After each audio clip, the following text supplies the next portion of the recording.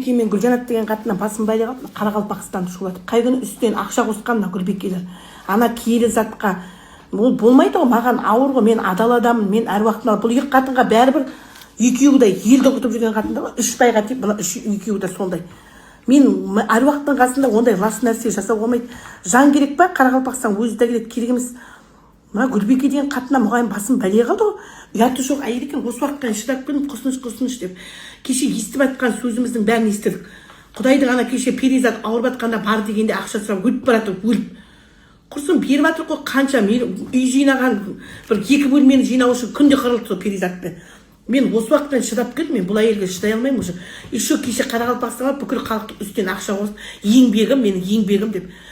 Алшайсыз, ана ақшаны мен даже қолыма ұстамаймын да ғой. Ол әруақ деген ақшамен олай істеуге болмайды. Ертең кесірі маған тиеді ол. Ата-баба ойыншық емес қой. Құрсын өліп жатқан ештеңем жоқ, осы жалмауыздар. Мен түсінгенім, адамдарды жоқшылық қайта тәрбиелейді, тоқшылық қой адамдарды бұзып жатқан. Осы мына Гүлбекеңді, мына Гүлжанаттың да мен туған бауырым ғой, енді кім өкпелеймін. Туған бауырды да алып көрдік.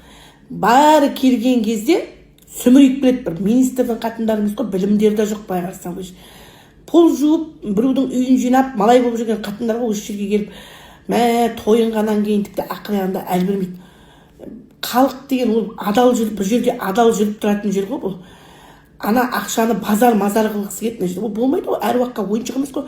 Білмеймін, мына Ақтауда ғана Бақытгүл деген менің туған құдағайларым жүр ғой, мысалы бір Әлия деген көмекшім бар, 20 жыл келатыр. Бір қынық деп жатқан жоқ, өзгеріп жатқаны. Білмеймін, мынандай қатындардан мен өзі шаршаймын. Нешемесін алып көрдім осыларды. Тұрақты істеп жатқан соң Лаура келдім, Атыраудағы. Бір қалыпты адамдар. Білмеймін, мынандай адамдар тексіздік ба, не ол? Ақшаның үстіне құлайын деп жүрдік, бірін басып. Мың келмей қалды, мен мазақ қылып тұрған. Әне ұрыс баламен ұрыс қалар енді. Келмейді, келмесе келмей ақ қойсын, құрсын мен ешкімге өкпелемеймін, тіпті келмей ақ та қойыңдар. Маған тыныштық берсеңдер болды. Ол менің емім бір 10 мың теңге ғой, көп алды деп мені осы дымды қойма. Ол мынаның бәрі сол жаңағы қатындар сол бермегесін, мен 10 мың теңге соларға алатын, ол бермегесін мен сінбей жатыр ғой. Менің жазығым жоқ, келсең де келмесең де барым да нарым болса беріп жатырмын. Ұйықтамай 8 сағат жүріп келдік жаңа Қарағандыда. Мен айту алдап біреуді алдап кеткен, қолын салып беремін, аяғысы. Басқа емшілерге барып жатқанда бара берсін құрсын. Тап мен құсап бейнетке қалып адам еміп жатқан бір Қазақстанда емші мен сынықшы көрген жоқпын мен. Я бір доғдыр көрген жоқпын. Бара берсін жолдарға шығып өтіп жатқан ештеңем жоқ.